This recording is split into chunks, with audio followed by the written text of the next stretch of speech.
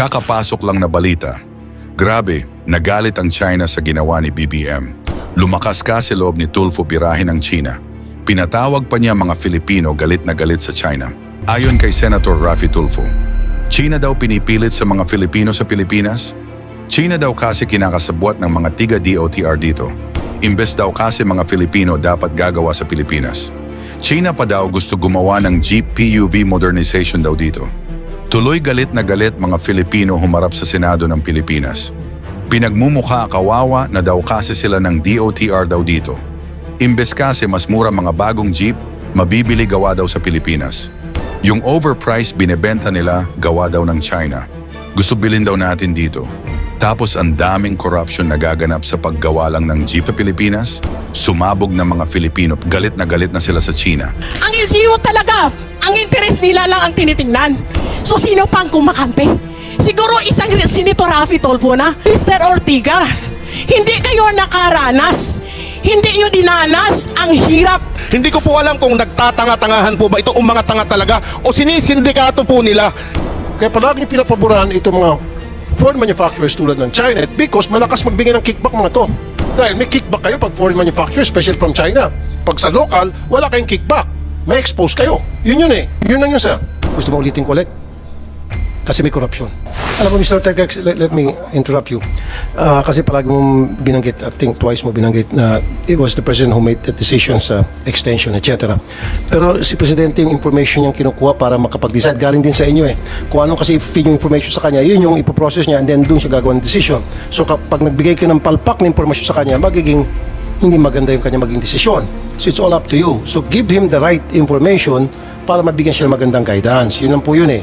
Tama po kayo, Senator. It's really so parang pinapalabas niyo si Presidente, excuse me, si Presidente ang nagbigay ng desisyon dahil meron siyang nakita na ito yung problema sa ground and he wants to solve this problem and then he came up with a decision. Pero that decision nagbunga dahil sa mga binigay niyong impormasyon. Give him the right information para makapagbigay siya ng tamang desisyon. Tama? Tama po kayo, Senator Tulfo. It is really a challenge on the part of DOTR at saka sa LTFRB to really give the fair and honest information because the President will make a very hard decision. And with all humility po, naisabi namin po sa DOTR at LTFRB ang totoong impormasyong nakikita namin at nai-relay naman po namin sa Pangulo. Okay, kaya pa nag-raise na si Mr. Mar. Anong pangalan niyo ulit, sir? Good morning po, Mr. Chair. Mar Balbuena po ulit ng Manibela. Siguro, sagutin ko lang po muna ulit yun ng very short lang. Kaya po sila humahabol na makapag-consolidate. Kasi nga po, iniipit na, Mr. Chair, hindi na makarehistro, hindi na po makakabiyahe. Kaya po naghahabol doon sa mga deadline na yon. Kaya po, in-extend dito ng in-extend, Mr. Chair. Katulad po nitong Board Resolution 2024-053. Bakit po ito inilabas? Sinasabi nila nasa website daw ng LTFRB. Pero bakit nung na-discover namin ito 3 weeks ago, na-discover ko po mismo, pinuntahan po namin yung mga regional directors. Bakit po hindi nila alam itong board resolution na to? At hindi po nila alam kung ano ang nilalaman nito, Mr. Chair. Pasintabi po doon sa mga regional director at mga legal nila. Hindi ko po alam kung nagtatanga-tangahan po ba ito o mga tanga talaga o sinisindikato po nila yung paglalabas nito. Kasi, Mr. Chair, merong mga kooperatiba na lumalapit itong mga chairman doon sa mga individual na operators para makapagparehistro ka, kailangan mo daw magbigay ng 50,000 pesos at ang sinasabi, para mabigyan ka ng confirmation, 30,000 dito. Ang sa LTFRB, 20,000 doon sa kooperatiba. Mr. Chair, dadalhin po namin sa mga susunod na pagdinig itong mga tao na to. Itong mga miyembro po namin na ito. Katunayan, itong board resolution na ito, napalpak po yung consolidation. Bakit po naglabas pa ng 2,500 na ruta na pwede pong makarehistro at makapagbiyahe na hindi alam ng mga regional directors po na ito, Mr. Chair? Ibig sabihin, Mr. Chair, kulang na kulang yung masasakyan ng taong bayan. Hindi dahil kokonti lamang yung mga nag-consolidate, Mr. Chair. Ibig sabihin, yung mga lugar na sinasabi nila konti lang ang nag-consolidate, maling-mali po ito, Mr. Chair. Sa Pangasinan, 19 municipalities na miyembro po ng Manibela. Lahat po yon nag-consolidate, Mr. Chair. Pero hindi po sila na-awardan ng kahit na isang ruta at ang inawardan nito yung mga hindi naman kasali doon sa transport. May bidding pa ito, Mr. Chair, na 5 million pesos. Kung wala kang pera, itong mga pobreng drivers at operators na to, hindi na pala makakasali. Wala pong katiyakan pala kahit nag-consolidate ka na sa'yo din mapupunta itong mga ruta po na ito, Mr. Chair. Katunayan nga po, Mr. Chair, nandito lang sa harapan natin, yung mga modernized units na hindi kumita o hindi daw kumita doon sa kanilang ruta, inilipat po, isipin nyo, dito sa Nagtahan, Mr. Chair, napakaraming jeepney na miyembro po namin. Pero nilagyan po ito ng mga modernized na galing po ng Cubao Divisoria, galing po ng San Fernando. Ibig sabihin po pala kapag nag-modernize kami, Mr. Chair, kahit saan mo dalhin itong modern na unit mo na to, kapag nalugi sa ruta na to, pwede mong dalhin sa iba-ibang ruta. Mr. Chair, kami tinatawag kaming kolorum. Itong mga modernized na to, baka wala pang PA ito, baka special permit. Kami ang pinag-iinitan, Mr. Chair. Kami ang hinuhuli. Kami ang araw-araw tinatakot, Mr. Chair. Pero sila yung totoong kolorum, Mr. Chair. Pwede palang ilipat itong mga modernized unit na to doon sa mga ruta at babuyin. Binaboy nila ang public transport, binaboy yung mga ruta. Sila mismo ang bumaboy nito, Mr. Chair. Hindi natin alam kung sino pa yung mga kasabwat nitong mga sindikato na to. Actually, Mr. Chair, yung mga sasakyan na to, andyan si Mr. Biyahe. Itong mga sasakyan na to, galing Cubao Divisoria, nasa Nagtahan. Galing po ng San Fernando, Pampanga, nasa Nagtahan. Ano po ang papaliwanag natin dito? Tapos kaming mga traditional jeepney, tatanggalan nyo kami ng hanap buhay. Andi dito yung mga nag-modernize, Mr. Chair. Utahin na, kaya pala, gigil na gigil, Mr. Chair. I'm sorry. Pardon my word, Mr. Chair. Okay. Mahigit 400,000 pala ang komisyon, Mr. Chair, ng isang modernized unit. At yan ay napatunayan doon sa pagdinig sa Kongreso, Mr. Chair. Thank you, Mr. Mar. Gusto ko rin marinig yung para maging fair din tayo rito doon sa mga nag-consolidate pabor sa modernization. Si Mr. Ed Cumia, tama? Mr. Cumia? So, gusto kong ilapag ulit at paninindigan na ang LPTRP ay kasabwat at connivance talaga LTFRB, DOTR. Kasi ito kasi ang pagkakaalam ko sa simpleng bilang ordinaryong tao. Ang programang ito ay binubuo ng LGU, DTI, Security Exchange Commission, CDA, LTFRB, DOTR, at saka yung mga modernized group o kung mga transport group na sumasang-ayon sa modernization. Yon ang pagkakaalam ko sa istorya ng modernization na to. So kaya yung programa at plano na ginagawa nila ay talagang magsisilbi sa personal na interes nila. Ikalawa, yung LPTRP sa Bacolod, hindi yon pinag-aralan. Alam yan ng dating konsihal, si Konsihal Dindo Ramos, na ina-approve lang yon sa Sangguniang Panglungsod ng dahil sa kagustuhan ng mga modernized group na i-approve ang loan sa Land Bank. Kasi number 1 requirements yung LPTRP sa loan ng Land Bank para makapag-loan ng mga bagong sasakyan. Pero sa totoo lang, ang programang ito ay nakaikot lang doon sa mga ahensya ng gobyerno na tinutukoy ko na. So, sila lang yung nagkuro-kuro sa programa. Talagang hindi ko alam yon. 2017, 2006 pa akong nag-operator. Hindi ko alam ang programa sa ground. So ang napilitan na lang kaming tumindig, mag-organisa sa sarili namin para may paglaban at maisigaw yung aming mga karapatan. Kasi walang makikinig na gobyerno. Ang sa Bacolod ngayon, mula 2022, 2023, hanggang ngayon, sa 2024, ilang beses na kami nag-represent doon, nag-appearance sa Sangguniang Panglungsod. Yun ang sinasabi ni Chairman Guades na binabase niya doon sa approval ng Sangguniang Panglungsod at mga transport group. Sino? Sa Bacolod, yung Asinso Cooperative na binubuo ng Stone at Bibagda na mga tauhan ni Mayor Albi. Yun ang pinapakinggan ninyo. Wala kami doon. Hindi kami pinatawag doon sa public hearing at never na nangyari ang public hearing sa LPTRP. Kasabay na dyan lahat, pati sa mga province na gusto ninyong magsasagawa ng LPTRP. Ngayon, para sa amin, ano ba ang kabuluhan sa modernization na to? Na hindi naman kaming operator ang nakabenepisyo dito. Ngayon, ang problema ngayon ay para sa akin bilang simpleng operator at leader ng transport group ng Kinitco, ang sa pagtingin ko, ang modernization na to ay isang scam. Ang programa at plano binubuo lang doon sa ahensyang binabanggit ko. Nakakaawa ang pondo ng gobyerno Nakatik out na ang loan sa Land Bank at Development Bank of the Philippines. Bayad na ng gobyerno, ng pira ng gobyerno doon.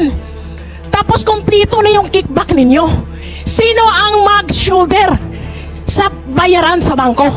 Yung mga korporasyon like ng Churet at saka Cebu Peoples. Sila ang mag-shoulder sa babayaran doon sa bangko. At walang assurance yung nagpa-consolidate na talagang after 7, 8 to 10 years extended na magbabayad sa utang ay mabubuhay pa yung pamilya nila. Makakakapakain pa kasi ito ang nangyari. Ang programa ito ay nakaikot lang sa pagbabayad ng utang sa mga modernized minibus. Hindi yun nakaangkla kung paano ang ating mga operators at drivers na matulungan para umunlad ang kabuhayan namin. Ngayon, nagkalit-silitsi ang kabuhayan namin. Walang tumutulong kung hindi kami magrarally, hindi kami magsisigaw. Hindi kami pakikinggan kahit sa LGU. Ang LGU talaga, ang interes nila lang ang tinitingnan. Wala na yun, hindi na yan tumitingin sa interes namin. So sino pang kumakampi? Siguro isang Senator Raffy Tulfo na ang inaasahan namin na kaya nandito kami kasi gusto naming matuldukan itong PUV monetization program na to na para lang talaga sa 1% na sumasama sa modernization program. Ang akin lang, kahit babalikan natin sa ground, Mr. Guadis, Mr. Ortiga, hindi kayo nakaranas, hindi nyo dinanas ang hirap ng sugal ng buhay na wala kaming rehistro, wala kaming insurance nang dahil sa ginagawa ninyong pananakot. Ang mali pa nito ngayon, Senator Tulfo, may lumalabas na Board Resolution 053 noong April 30 pa pala naaprubahan, permado ni Chairman Guadis, nag-aalaw ng 2,500 routes na may maliit na number of authorized units na pwedeng makapag-operate. Bakit tinatago ninyo? Ano ba to? Kabaliwan? Sinasabi nyo wala ng extension. Consistent kayo nagsasabi sa Kongreso, kahit dito sa Senado, na hanggang April 30 lang. Pero yung nakatagong board resolution, continuous ang consolidation out of 10 to 15 yung pwede tanggapin ng LTFRB para sa consolidation. Patago pala ang board resolution na to para patuloy na mag-maneuver na i-reach out yung 81% na consolidation to justify the President BBM na suportahan ang programa nila at suportahan ang pag-fish out sa aming mga traditional jeepneys. So ngayon, nakatago pa na yung board resolution. Inilagay ninyo ang public safety, public interest ng ating mga commuters. Inilagay ninyo sa alanganin ang mga buhay namin at pagkabuhayan namin na pwede naman pala kaming makapagbiyahe without any need of consolidation application. Napaka-traidor talaga ninyo. Inaano kami, para sa akin, parang personal na bilang operator, napakasakit sa amin nangyari yun. Tapos, libo-libo na mga interest ng mga operator, kabuhayan, sir. Ma'am Sobrano, okay, thank you. Ang sa akin po, Senator, as of now, para sa akin, kahit nandoon na sa programa at nandoon na ang mga modernization sa mga grupo, iba't ibang kooperatiba at korporasyon, sa nangyari sa Region 6, tatlong kooperatiba may suspension order na from CDA. Tapos, yung Churet Corporation, maraming kaso to. 38 counts of carnappings, may 11 counts of carnappings, may pag-angkin na sa kanilang mga mag-aari ng mga sasakyan nila.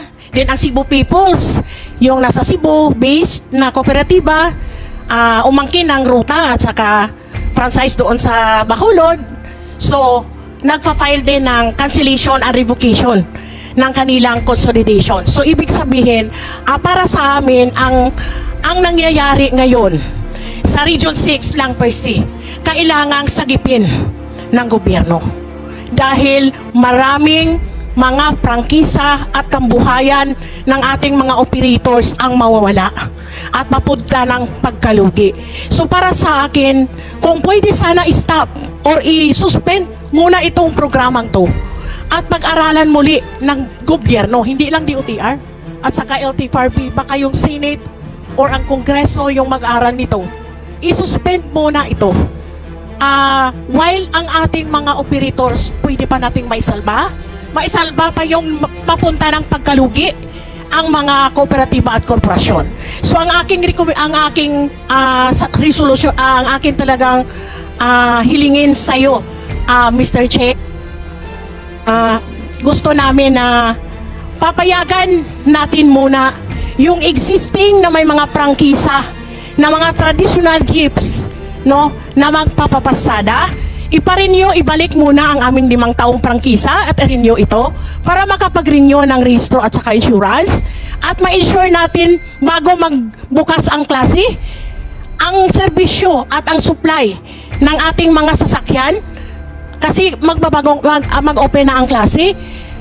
While inaano pa natin, gigisahin pa natin itong modernization na to. Kasi kami sa Region 6, kasama ko din yung Western Visayas, no to be phased out coalition, maninindigan talagang failure ang consolidation sa buong Region 6. Thank you. Thank you At po. saka, Senator, pwede ko pong no, may 3 akong magsasabi ng katunayan, si Sir Elmer Foro, si Philip Burata, at saka si Cebu Peoples po. Ang sabi ni Sir, bakit hindi po tanggalin daw ang mga opisyal?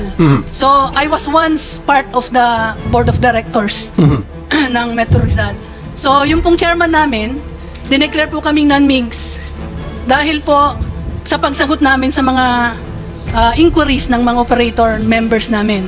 So, sila po kasi ang nagde-determine ng kung sino po ang magiging members in good standing at saka hindi. Opo. So, for sure, kukuhain niya yung mga taong boboto para sa kanya.